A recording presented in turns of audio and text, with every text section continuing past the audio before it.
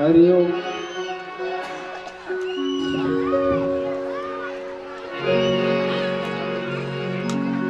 राजा रामचंद्र महाराज की जय हो। श्री गुरुदेव भगवान की जय हो। श्री स्वामी जी महाराज की जय हो। सब संतन की जय हो।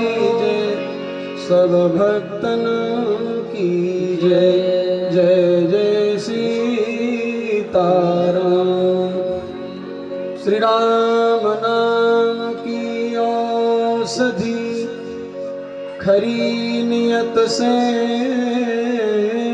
खाए तो अंग रोग व्यापे नहीं, महारोग मिट जाए। दो बार प्रभु का नाम श्री राम जय राम जय जय राम। श्री राम जय राम जय जय राम। श्री राम जय राम जय जय राम। श्री राम जय राम जय जय राम। श्री राम जय राम जय जय राम। श्री राम जय राम जय जय राम। श्री राम जय राम जय जय राम। श्री राम जय राम जय जय राम। आज भगवान के विवाह की ही चर्चा चल रही थी और श्री स्वामी जी महाराज भी संकेत कर रहे हैं भोलेनाथ के विवाह, तो थोड़ी सी ही चर्चा करेंगे।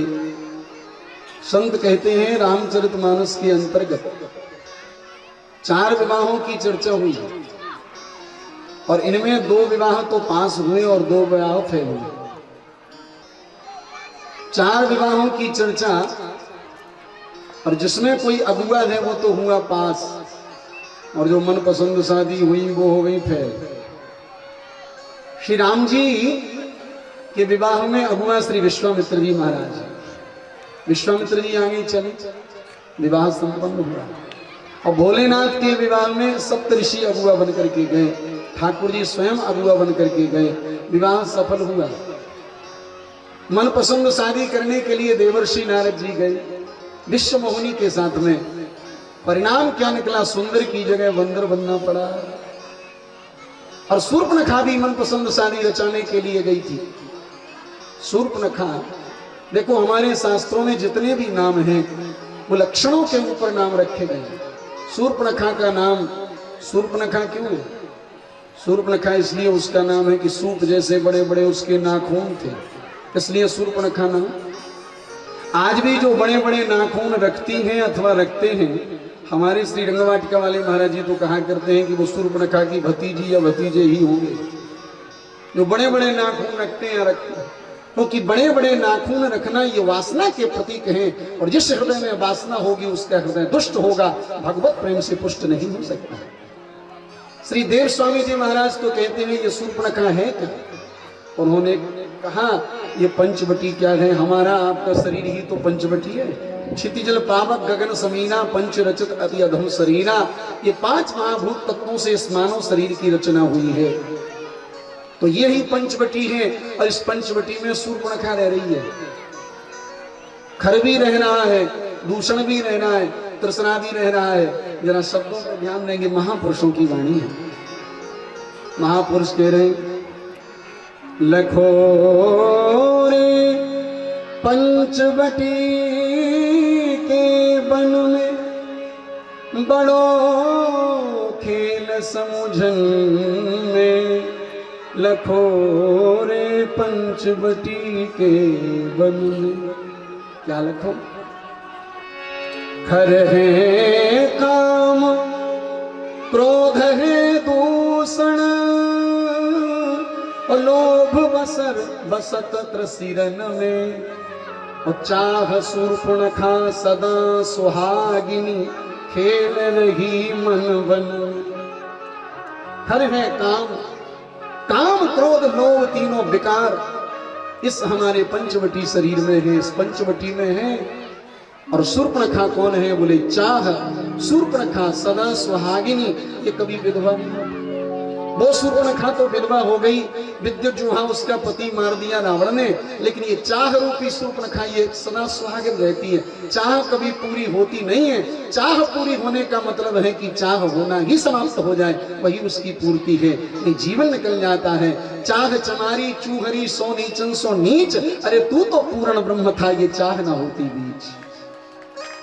ये चाह ही तो हमारे लिए रुलाती है। संत कहते हैं चाह, और चाह का जब संधि विच्छेद कर देंगे तो चाह धन आह हो जाएगा।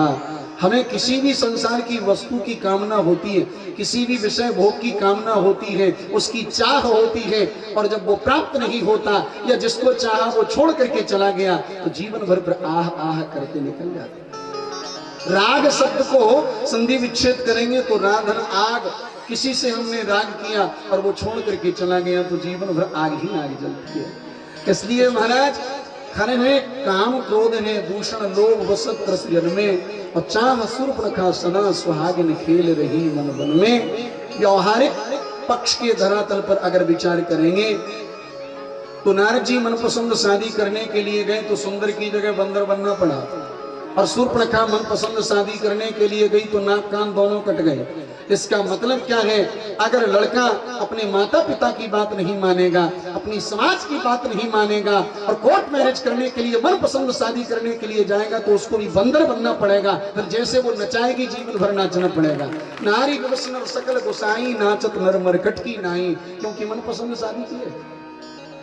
और बेटी अगर मनपसंद शादी करने के लिए जाती है, अपने पूर्वजों की बात नहीं मानती, पुरखों की बात, माता पिता किसी की कोई बात नहीं मानती, तो उस बेटी के नाक कान कट जाते हैं। लोग कहते भी हैं फलाने की बेटी लेकर के भाग करके चली गई, माता पिता के नाक कान कट जाते हैं, कुल खानदान के नाक कान कट जाते हैं। इसलिए अगुआ हमेशा होना चाहिए। राम जी के विवाह में विश्वामित्र जी अगुआ हैं, और भोले बाबा के विवाह में सप्तऋषि अगुआ हैं, ठाकुर जी अगुआ हैं। और विचार करें, भोले बाबा विवाह करने के लिए जाते हैं तो किसके ऊपर बैठ करके जाते हैं? नंदी के ऊपर बैठ करके जाते हैं भोले बाबा।